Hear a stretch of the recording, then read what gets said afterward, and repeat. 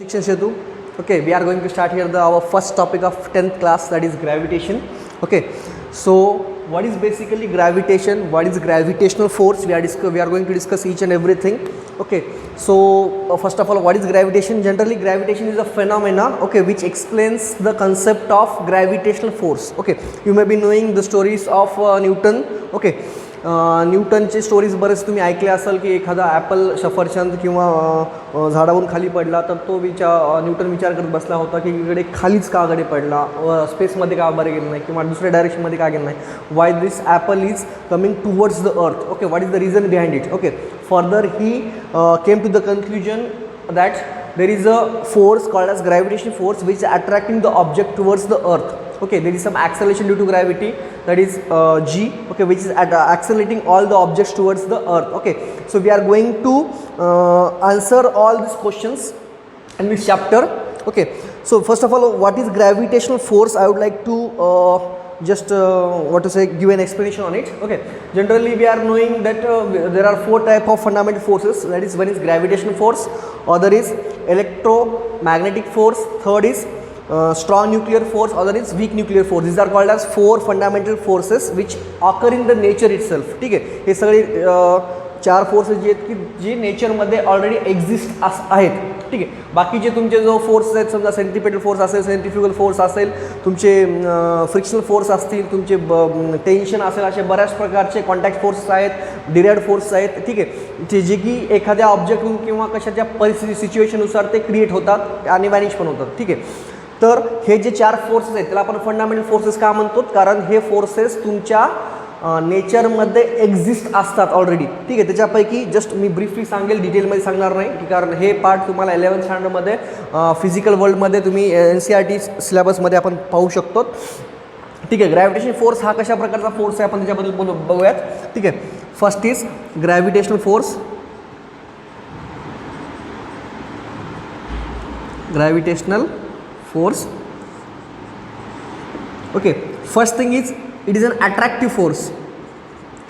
It is an attractive force. म्हणजेच काय हो, हा फक्त फोर्स अट्रॅक्ट करणार आहे, रिपल्शन करणार नाही. जसं काही इलेक्ट्रोमॅग्नेटिक फोर्स असेल तुमचा. ठीक आहे, इलेक्ट्रोमॅग्नेटिक फोर्स काय करतो, दोन लाईक चार्जेस असतील किंवा इलेक्ट्रोस्टॅटिक फोर्स काय करतो, जे लाईक चार्जेस असतील, ठीक आहे, ते रिपेल करतात, जे अनलाईक चार्ज असतात ते अट्रॅक्ट करतात. हा तसा फोर्स नाही, हा फक्त अट्रॅक्शन करणं माहिती आहे, रिपल्शन करणं नाही माहिती. ठीक आहे, दुसरा it forms an action reaction pair.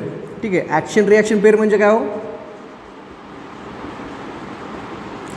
जर एखादा ऑब्जेक्ट, समजा दोन ऑब्जेक्ट आहेत ए आणि बी. ठीक आहे, ॲक्शन रिॲक्शन पेअर म्हणजे काय, जर एखादा ए ऑब्जेक्ट बी ऑब्जेक्टवरती फोर्स एक्झर्ट करत असेल, सायमल्टेनियसली बी ऑब्जेक्टसुद्धा ए ऑब्जेक्टवरती फोर्स एक्झर्ट करतो, याला म्हणतात ॲक्शन रिॲक्शन पेअर. ठीक आहे, तर ग्रॅव्हिटेशन फोर्स काय म्हणजे ग्रॅव्हिटेशन फोर्स ए जर बी वरती एक्झर्ट करत असेल तर बी सुद्धा ए वरती तेवढ्याच प्रमाणातला फोर्स एक्झर्ट करतो. ठीक आहे, याला म्हणतात ॲक्शन रिॲक्शन पेअर.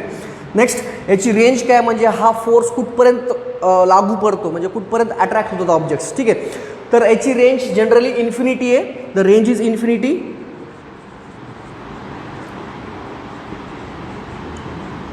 मला असं इन्फिनिटी कसं काय असू शकते, येस असू शकते, वाय नॉट.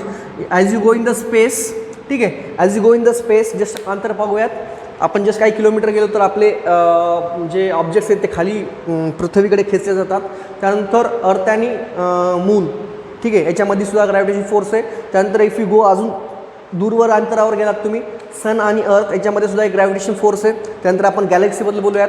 ठीक आहे, त्यांच्यामध्ये सुद्धा प्लॅनेट्समधला स्टारमध्ये सुद्धा एक ग्रॅव्हिटेशन फोर्स आहे. म्हणजे त्याची एक रेंज कशी आहे, इन्फिनिटी. ग्रॅव्हिटेशन फोर्सची रेंज कशी आहे, खूप दूरपर्यंत आहे. ठीक आहे, सगळे तारे, सगळे प्लॅनेट्स एकमेकांना जे बांधल्या गेलेले आहेत ते बांधले गेले कोणत्या फोर्समुळं, ग्रॅव्हिटेशन फोर्समुळं. ठीक आहे, त्यानंतर चौथा पॉईंट पाहूयात, याची स्ट्रेंथ किती आहे.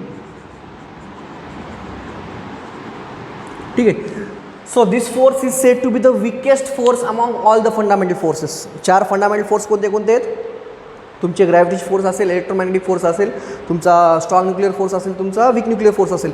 या चारीपैकी सगळ्यात कमजोर, सगळ्यात विकेस्ट फोर्स म्हणून ग्रॅव्हिटेशन फोर्सची ओळख आहे. ठीक आहे सर. स्ट्रेंथ कशी आहे? Weakest among all the fundamental forces. I am not saying weakest, सगळ्यात कमी, कारण त्याची पुलिंग कॅपॅसिटी की अट्रॅक्टिंग कॅपॅसिटी खूप खूप कमी आहे. ठीक आहे. ते कशी आहे काही नाही, आपण एक Newton's gravitation law, universal Newton's gravitation law हे आपण बघूयात. जस्ट 2 मिनिटात रिवाईज करतो. ठीक आहे. ग्रॅव्हिटेशन फोर्स तो कसा फोर्स आहे? It is an attractive force. Second thing, it forms an action reaction pair. It means if one object is exerting force on other also simultaneously exerts force on first. Third, range is infinity. Fourth, strength is weakest. It is the weakest force among all the fundamental forces. Strength कशी आहे? Weak आहे. Range कशी आहे? इन्फिनिटीपर्यंत range आहे. ठीक आहे. ह्या 4 properties आहेत ग्रॅव्हिटेशन फोर्सच्या, जे की तुमच्या 10th स्टँडर्डच्या टेक्स्टबुकमध्ये प्रॉपर्टीज नाही आहेत. तरीही हे प्रॉपर्टीज खूप इम्पॉर्टंट आहेत. तुम्हाला ग्रॅव्हिटेशन फोर्सची माहिती व्हावी या दृष्टिकोनाने मी हा पॉईंट घेतला आहे. ठीक आहे. तर आता बघूयात universal law of gravitation, which is one of the point among the your 10th syllabus. Okay, that is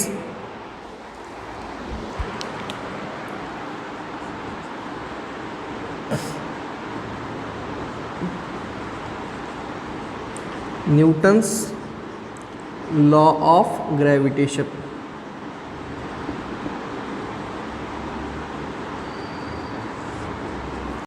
Let's go to the Newton's law of gravitation. That is, what this Newton's law of gravitation says is every object in the universe attract every other object with a force which is directly proportional to the product of their masses and inversely proportional to the square of distance between them. ठीक है. What this force says is that every object, each and every object is attracting each and every other object, only attracting. Okay, which is directly with a force which is directly proportional to the product of their masses and inversely proportional to the square of distance between them. I am having here 2 different objects. Let's say this is object A, this is object B. Okay, it is having mass, let's say it's m1, it is having mass m2. Okay, this is exerting force on this is also exerting force on this. Okay, so let the distance between the 2 objects is r. Okay, so how much force it is exerting according to this law? Every object is in the universe attracts every other object with a force which is directly proportional to product of their masses. It is directly proportional to product of masses, means m1 into m2 and inversely proportional to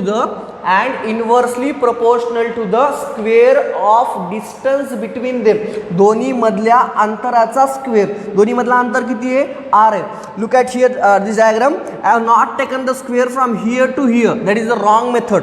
Okay, so you have to take from याच्या सेंटरचा, या बी ऑब्जेक्टचा centre आणि ए ऑब्जेक्टचा centre या दोन्ही मधला अंतर म्हणजे तुमचा या दोन्ही ऑब्जेक्ट मधला अंतर आहे. ठीक आहे. बऱ्याचदा विद्यार्थी काय करतात, या इथून इथपर्यंतचा अंतर घेतात. हा चुकीचा आहे. ठीक आहे. So is inversely proportional to square of distance between them. I will combine this both the things and I get the formula. F is directly proportional to m1 m2 upon r square. This is nothing but the Newton's law of gravitation. F is directly proportional to m1 m2 upon r square. Okay, so in order to remove the proportionality sign, मला proportionality sign remove करायचं आहे, मला काय करावं लागेल, equal sign टाकायचं आहे. तर काय करेल मी, प्रोपोर्शनल कॉन्स्टंट घेईल. ठीक आहे. Here I take proportional constant g which is called as universal gravitational constant, which is called as universal gravitational constant. So I get the formula F is equal to g into m1 m2 upon r square. ठीक है. Why it is called as universal gravitation constant? Because this constant does not change in whole universe. पूर्ण युनिवर्समध्ये कुठेही जा, या कॉन्स्टंटची value change होत नाही. ठीक आहे. तर या ग्रॅव्हिटेशन कॉन्स्टंटचा SI युनिट बघूयात. ठीक आहे. त्याची व्हॅल्यू बघूयात, त्याचा SI युनिट बघूयात, त्याची व्हॅल्यू बघूयात. In if you want, note down it. Okay, I will take the value of g. ठीक है. The value of g is universal gravitation constant. Value of g is 6.67 into 10 raised to power minus 11. ठीक है. This is the value. Now let's talk about its units. So in order to calculate units, just I am moving the formula, that is G is equal to F into R square काय G is equal to काय F into R square येईल divided by M1 into M2 येईल. ठीक आहे. फोर्सची unit काय हो Newton आहे. R म्हणजे रेडियस. ठीक आहे. R म्हणजे काय radius in the sense distance between. Distance unit काय मीटर. मीटरचा स्क्वेअर डिवायडेड बाय हे काय kg into kg square. hence the SI unit of universal gravitation constant is Newton meter square per kg square. So I am writing this unit here as Newton meter square per kg square. ठीक है. So the universal gravitation constant value 6.67 into 10 raised to power minus 11 and the SI unit is Newton meter square per kg square. Okay. The question may arise in your mind, that is instead of apple accelerating towards the earth, why not earth accelerated towards the apple? Apple सुद्धा अर्थवरती force exert करायला आहे आणि अर्थसुद्धा ॲपलवरती force exert करायला आहे. ठीक आहे. तर मग एक प्रश्न निर्माण व्हायला पाहिजे की ॲपलच्या ऐवजी अर्थ का ॲपलकडे नाही आला. ठीक आहे. कारण दोन्ही एकमेकांवरती फोर्स एक्झर्ट करायलेत. ठीक आहे. तर त्याचं उत्तर मी न्यूटन सेकंड लॉच्या याच्याने देऊ शकेल. ठीक आहे. So according to Newton second law I hope this portion is completed. According to Newton's second law, we are having F is directly proportional to ma or F is equal to ma. So acceleration is equal to काय असते हो force upon mass F upon m. ठीक आहे. आता या इक्वेशनवरून आपण त्या प्रश्नाचं उत्तर देऊ शकतो. ठीक आहे. पहिला acceleration is inversely proportional to mass. जेवढा मास मोठा तेवढा ॲक्सरलेशन काय होऊन जाईल छोटा. ठीक आहे. तर कम्पेरेबल टू ॲपल मास खूप मोठा झाला म्हणजे त्याचं ॲक्सलरेशन काय झालं खूप कमी. अर्थचा mass is very large comparable to apple. Okay, as the mass is large, what about acceleration? Acceleration is very small. As earth's mass is large, acceleration will be small because of this formula. ठीक है.